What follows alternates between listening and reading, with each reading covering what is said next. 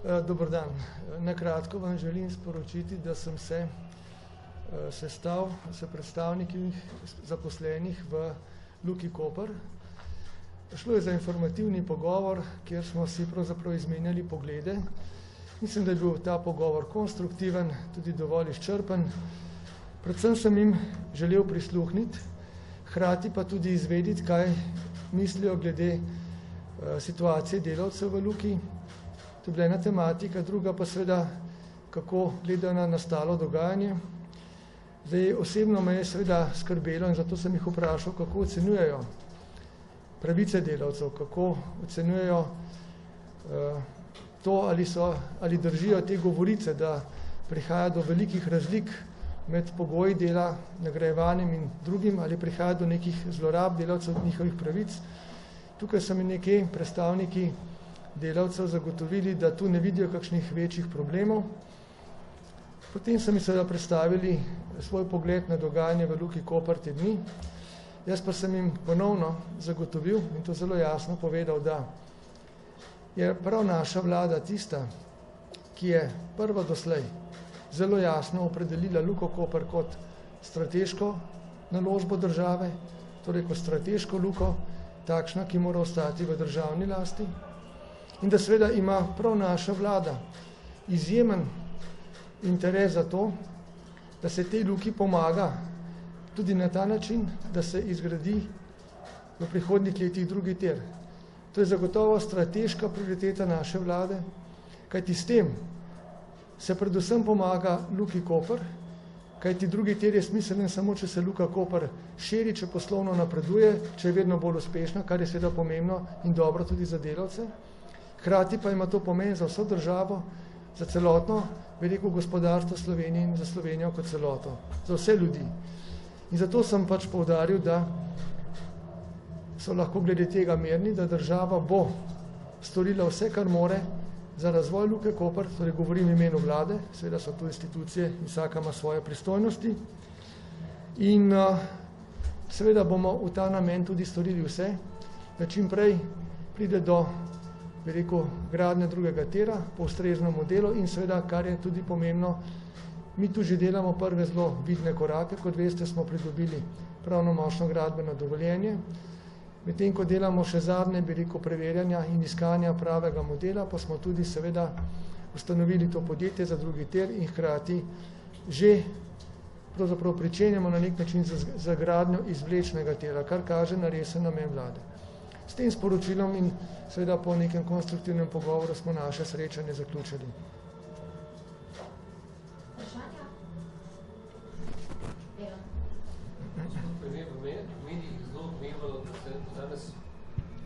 V medijih je že zelo odmeval današnji koalicijski pogovor, ki ste bili menda zelo ostri do koalicijskih partnerjev, ampak osebno niste nič predstavili z tega, pa se mi zdi prav, da poveste, če je možno.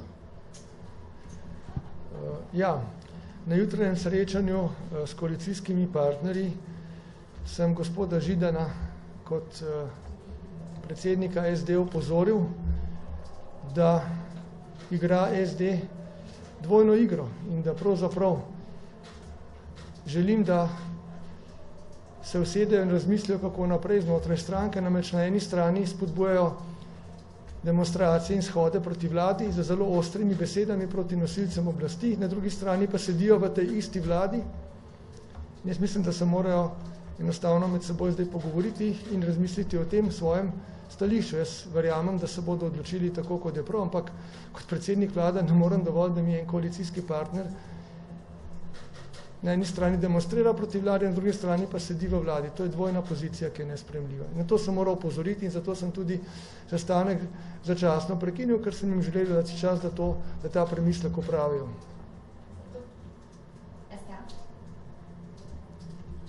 Dokdaj pa pričakujete, da vam bodo sporočili ta tekst in verjamem premislek? Dokdaj boste čakali? Vidite, ta premislek ima dolgoročnejši pomen. Dokdaj bodo to premislili njihova stvar? Kot veste, ta hip nek shod tudi na njihovo pobudo pred vlado že poteka, to zagotovo ni dobro, ampak Kot predsednik vlade gledam predvsem naprej, na to, da mora koalicija sprejemati odločitve, odgovorno izvajati svoje naloge, tako da upam, da bo tudi koalicijska partnerica SD prepoznala to nevzdržnost svoje dvojne pozicije in seveda v prihodnjih dneh spet imela jasno pozicijo v vladi, tako kot se spodobni. Gospod premijer, pravkar zunaj pred vlado poteka shod. Kako to komentirate? Pravite, da ste danes vendarle prišli nekako korak bliže, ste prisluhnili delavcem, oni vam.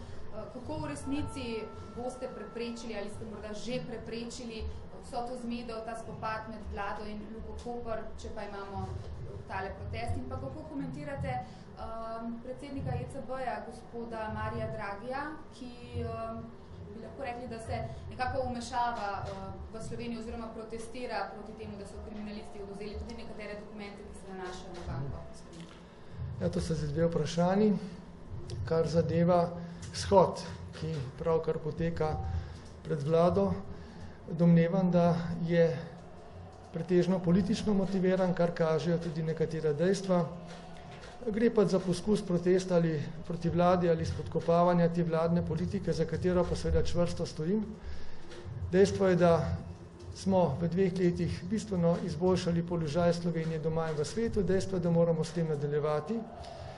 In seveda nekaterim to ni všeč. Žal mi je, da se za ta namen izrablja slaba informiranost ali pa se celo manipulira z podatki v Kopru, še posebej v zvezi z Luko Koper, in se skuša na ta račun naše Luke, ki zaradi tega že trpi škodo, tako kot jo znot trpijo tudi slovenske železnice, ugled Slovenije in cela Slovenija, celotno gospodarstvo, da se na tej osnovi želi pravzaprav rušiti nek mir v državi.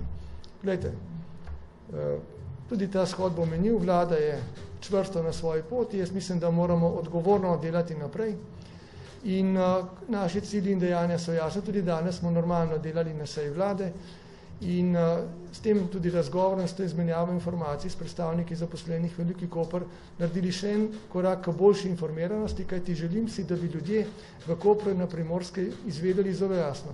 Ta vlada je vlada vseh Slovenk in Slovencev, vseh državljank in državljanov. Ta vlada dela za njih.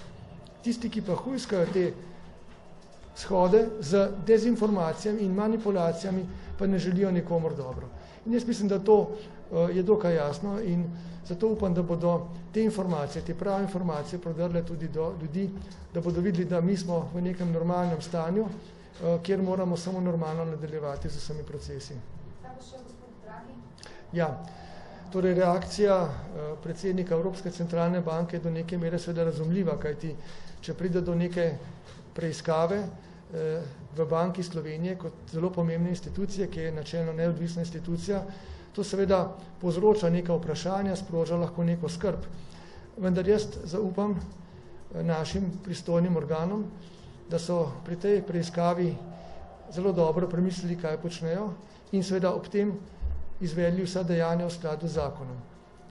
Če potekajo dejanja zakonito, potem mislim, da je vse v redu, treba počakati na izid. Vsekakor pa morajo pristojni organi paziti, da ne presežejo svojih pristojnosti oziroma zakonov, da ne bi s tem pa nedopustno posegli v to neodvisno institucijo in s tem povzročali neko škodo njenemu ugledu in morda tudi neko nestabilnost na finančnem področju. Samo pod vprašanje, Vesna Zadravec. Se pravi, po vašem mnenju, Mario Draghi ni prekoračil svoje pooblastila in s tem nekako okrnil suverenost države? Glejte, težko zdaj pravniško natančno ocenjujem, ali gre tu za neko delovanje v okviru pooblastila. Je pa razumljivo, da kadar je neka centralna banka neke države, ki je zdaj tudi v nekem tesnem razmerju in celo odnosu delne podrejenosti Evropski centralni banki pod neko zahtevno preiskavo, v tem primeru celo kriminalistično preiskavo, zagotovo to sproža vprašanje tudi na evropski ravni in jaz to razumem. Nisem pa rekel, da znam ta hip sam oceniti, ali so vsi pravni elementi na tej noni strani spoštovani. Za mene je bistveno to, da so naše institucije, naši državni organi spoštovali zakon in svoje pristojnosti.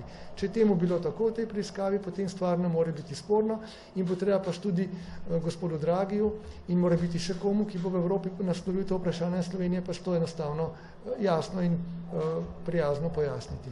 Pa še morda vprašanje, kar se tiče tega sestanka. Se pravi, ali ste dali delavcem zagotovilo, da ne bo prišlo do novega koncesionarja oziroma da ne bo vstopil v Luko novi koncesionar oziroma da ne bo prišlo do privatizacije Luke? Tega se delavci najbolj bojijo. S tem dali ta zagotovila?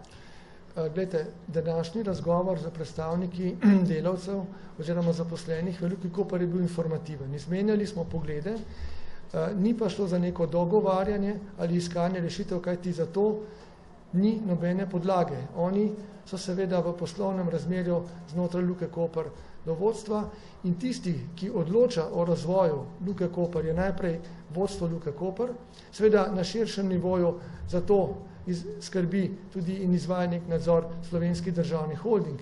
In vlada tu nima neke neposredne razloge, zato bi bilo popolnoma neprimerno in v nasprotju z načeli korporativnega upravljanja, da bi se jaz z nekimi delavci pogovarjal o tem, kako naj se usmerja poslovno neko podjetje. Bistveno za vlado je, da zagotovimo izgradnjo drugega tira, ki bo pripomoglo k nadaljnjemu razvoju Luke Koper. Nadaljni razvoj pa pomeni še več pretovora, še več zaposlenih in še več, bi rekel, dobička za Luko Koper in za Slovenijo. In torej s tem tudi postavitev Slovenije na pomembno geostrateško pozicijo. Zato je v skupnem interesu vseh, da se tu sodeluje in žal je prišlo zaradi teh dezinformacij in, bi rekel, izločanja nekih delnih informacij, ki niso imeli nobene formalne veljave do izgube zaupanja. Jaz mislim, da je treba to zaupanje ponovno vzpostaviti. Jasno pa je, da tu vlada dela po svojih pristojnostih tisto, kar je v njeni pristojnosti in tu gremo pač naprej.